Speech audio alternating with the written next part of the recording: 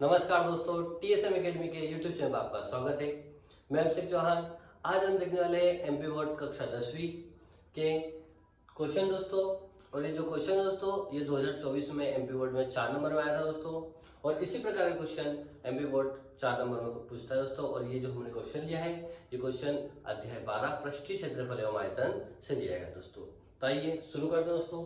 शुरू करने से पहले दोस्तों वीडियो को लाइक कर दीजिए और चैनल को सब्सक्राइब कर दीजिए और वीडियो को दूसरे लोगों तक शेयर कर दीजिए। आइए दोस्तों, क्वेश्चन हमारे पास है, दवा का एक कैप्सूल एक बेलन के आकार का है दोस्तों। दवा का एक कैप्सूल है दोस्तों, जो किसके आकार का है? बेलन के आकार का है दोस्तों, जिसके दोनों सिरों पर एक एक अर्धगोले लगा हुआ है दोस्तों। दिख रहा है दोस्तों हमारे पास कि एक दवा का एक कैप्सूल जैसा है और इसके दोनों सिरों पर क्या क्या है? एक एक अर्धगोले है। उसके पश्चात बोल रहे हैं वो पूरे कैप्सूल की लंबाई 14 mm है दोस्तों। यहाँ से यहाँ तक पूरा कैप्सूल है, जिसकी लंबाई कितनी दोस्तों? 14 मिलीमीटर है दोस्तों। उसके पश्चात देखिए दोस्तों, और उसका व्यास, जो व्यास है यहाँ से तो यहाँ तक, ये कितना है? 5 mm है। और इसका पृष्ठीय क्षेत्रफल ज्ञात करना है। यानी दोस्तों ये जो कैप्सूल है, इसका पूरा क्या ज्ञात करना है? हमें एक पृष्ठीय क्षेत्रफल ज्ञात करना है दोस्तों। तो आइए हल करते हैं। क्या क्या दिया है दोस्तों हमारे पास? एक कैप्सूल है दोस्तों हमारे पास एक, जिसकी लंबाई दोस्तों 14 mm है। एक कैप्सूल है दोस्तों, जिसकी लंबाई कितनी है? 14 mm है। उसके बाद उसका व्यास कितना दोस्तों? 5 mm है। तथा व्यास, जिसे हम डी से रिप्रेजेंट करते हैं, बराबर कितना है? 5 mm है। और इसके पश्चात दोस्तों पूरे कैप्सूल के दोनों तरफ क्या है? दो एक एक अर्धगोले दोस्तों, यानी कि 2 अर्धगोले है। और ये जो कैप्सूल दोस्तों ये किसका आकार का है? बेलन का आकार का है, जो बेलनाकार का है दोस्तों। इसके पश्चात ध्यान दीजिए दोस्तों, इसके दोनों ओर क्या है? एक एक अर्धगोले है लगे हुए दोस्तों। तो तथा या जिसके दोनों सिरों पर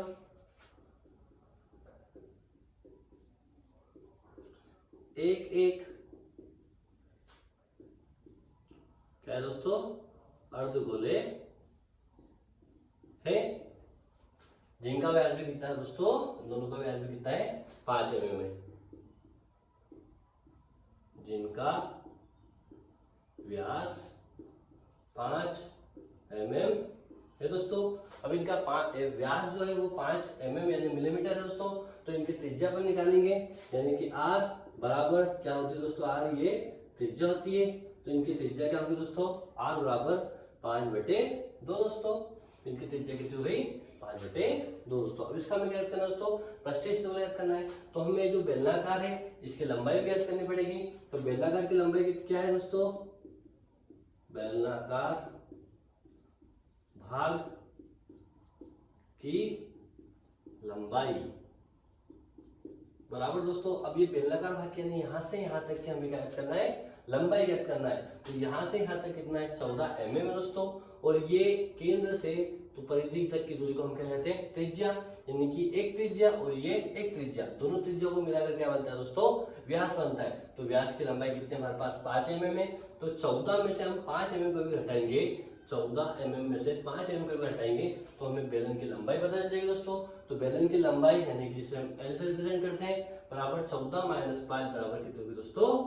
9 बचेगी। कितनी बचेगी दोस्तों? 9 बचेगी। यानी कि 9 mm हमारे पास क्या है? बेलन की लंबाई होगी दोस्तों।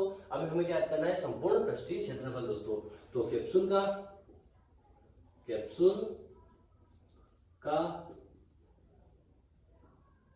संपूर्ण पृष्ठीय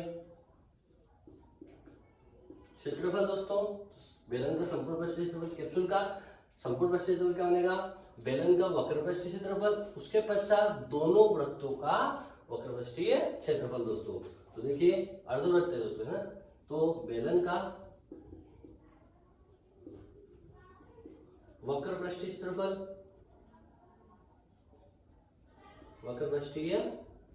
क्षेत्रफल प्लस बेलन का वक्र प्रस्थ क्षेत्रफल हो गया, प्लस में 2 अर्धगोले तो 2 गुणा दोनों अर्धगोले का क्या है वक्र प्रस्थ क्षेत्रफल, तो ये अर्ध गोले का वक्र पृष्ठीय क्षेत्रफल। दोस्तों कैप्सूल का संपूर्ण पृष्ठीय क्षेत्रफल क्या है दोस्तों, बेलन का वक्र पृष्ठीय क्षेत्रफल, यानी कि यहाँ से तो यहाँ तक जो हमारे पास बेलन है इसका वक्र पृष्ठीय क्षेत्रफल, उसके पश्चात इसमें दोनों ओर अर्धगोले लगे दोस्तों, दोनों ओर क्या लगे हैं अर्धगोले, तो ये दोनों अर्धगोले का यानी कि 2 और अर्धगोले का वक्र पृष्ठीय क्षेत्रफल। दोस्तों अब इसका सूत्र क्या होता है दोस्तों, तो इसका हम सूत्र देखते हैं। तो इसका सूत्र होता है बेलन का वक्र पृष्ठीय क्षेत्रफल, इसका सूत्र होता है दोस्तों 2πr_l।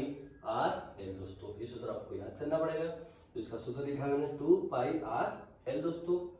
उसके पश्चात देखिए दोस्तों प्लस का प्लस, अब ये 2 है तो 2 का 2, ये 2 क्यों लगा दोस्तों पता है ना, क्योंकि दोनों क्या है अर्धगोले हैं, तो ये अर्धगोले 2 के 2 और उनका वक्र पृष्ठ क्षेत्रफल दोस्तों, ये 2 का 2 गुणा अर्धगोले का वक्र पृष्ठ क्षेत्रफल होता है दोस्तों 2πr⁴। तो दोस्तों इसका सूत्र होता है 2πr⁴ दोस्तों।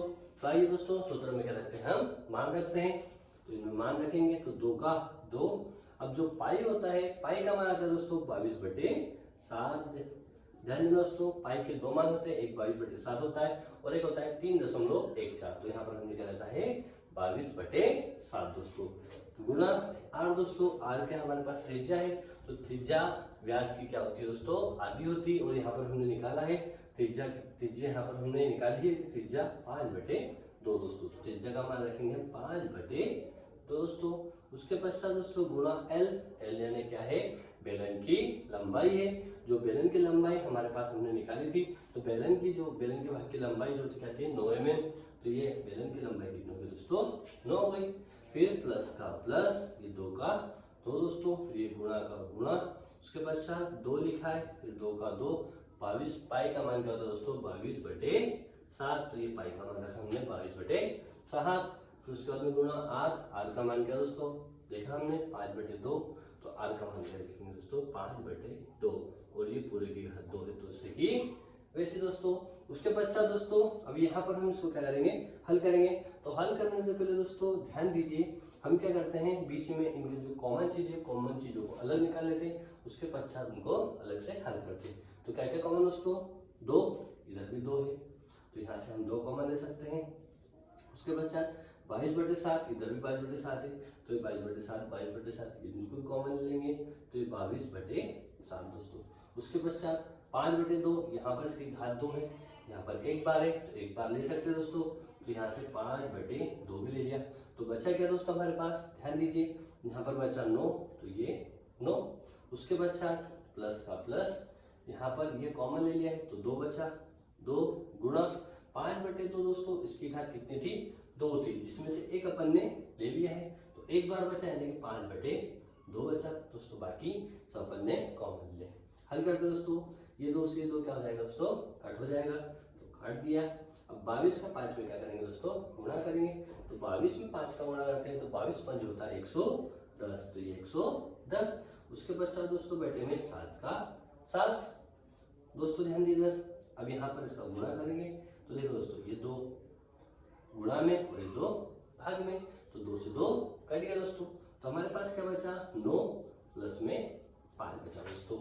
आगे इधर देखते हैं दोस्तों, अब 110/7 वैसा की वैसा बराबर में 110/7 दोस्तों। अब 9 और 5 को क्या करेंगे दोस्तों जोड़ेंगे, तो 9 और 5 कितने होते दोस्तों 14 होते, और ये गुणा में तो ये गुणा में 14 दोस्तों 14। अब यहाँ पर दोस्तों इसका गुणा करते हैं, इसका एक तो गुणा कर दो या फिर इसको क्या कर दो भाग दो दोस्तों, तो 7 के पहाड़े में 14 आते क्या आते दोस्तों, तो 7 से हम 14 को दे देंगे भाग दे देंगे, तो देखिए दोस्तों 7 एकम 7, 7 के पहाड़े में 14 2 बार में आते हैं, 7 दूनी 14।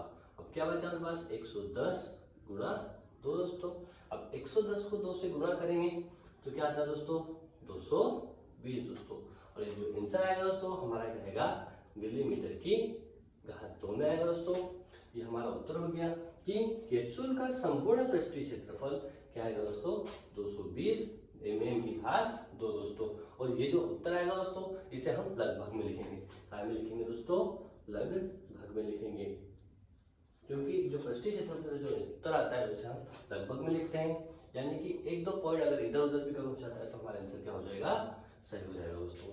इसी प्रकार दोस्तों हमारे साथ बने रहने के लिए हमारे वीडियो को लाइक कीजिए, चैनल को सब्सक्राइब कीजिए और वीडियो को देख सके लोगों तक शेयर कीजिए। धन्यवाद दोस्तों।